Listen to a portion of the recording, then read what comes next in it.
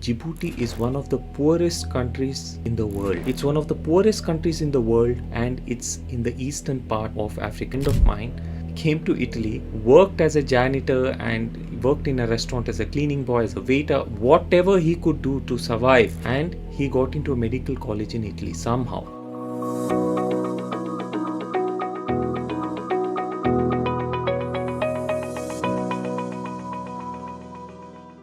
Hello everyone, welcome back to another video. In this video I wanted to speak to those people who are skeptical about this journey. Now I come across comments, most people would just like to be picked up from where they are, and you have to work for it, you have to learn the language. And I see people giving up straight away. They would not want to go through this trouble of having to learn the language. They just hoped somebody will pick them up from their miserable situation and just give them a training position in Germany without having to do any work. I see this all the time. I saw a comment the other day. One should be happy as to where they are and serve their own people. Then why the hell were you in YouTube talking about training in Germany? Because they want this. They want to live in a developed country like Germany, but they just don't want to go through all the trouble. So they try to rationalize this by talking about these ridiculous things. But you have to put in the work, guys. You have to study the language, and it's one of the most rewarding journeys that you will ever take. Now I wanted to give you an example of a friend of mine. Now this friend of mine comes from the country of Djibouti. I know 90% of the people haven't heard of this country. Now Djibouti is one of the poorest countries in the world. It's one of the poorest countries in the world, and it's in the eastern part of Africa. If you open Google Maps and just check where Djibouti is.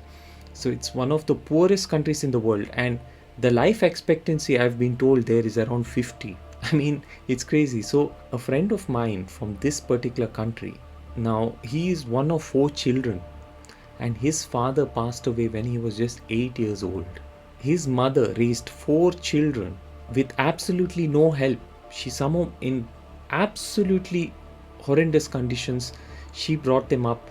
And this particular friend of mine, he managed to leave Djibouti and get to Italy. He got to Italy and he did some odd jobs, cleaning plates in a restaurant and working as a janitor and whatnot, and somehow put some money together and got into a medical college in Italy. Now Djibouti used to be a former French colony, so he was a French speaker. He used to speak French, but he came from the Afar tribe. It's one of the most remote tribes of Djibouti and Ethiopia. The Afar people, the Afar tribe. Anyways, he came to Italy, worked as a janitor and worked in a restaurant as a cleaning boy, as a waiter, whatever he could do to survive. And he got into a medical college in Italy somehow. He finished his medical studies, all the while working part-time during his medical studies to sustain himself, and learnt Italian during this time, met a Polish woman in Italy, married this Polish woman, had children, and then he moved to Spain to do his internship. So he lived in Spain for a year because he found some job there while doing his internship, and he learned Spanish. So think of this. He spoke French and his mother tongue Afar, and he spoke Arabic as well, because Arabic is the official language in Djibouti. Then he moved to Italy, he learnt Italian, got married to a Polish lady, learnt a little bit of Polish through her.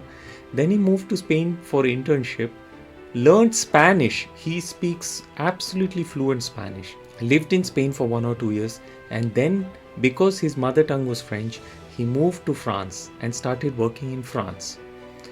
And while working in France, he was told that doctors in Germany earn more than they earn in France. So what does he do? He learns German. I think I've spoken about him before. He had to work because he already had 2 children, but he wanted to learn the German language at the same time.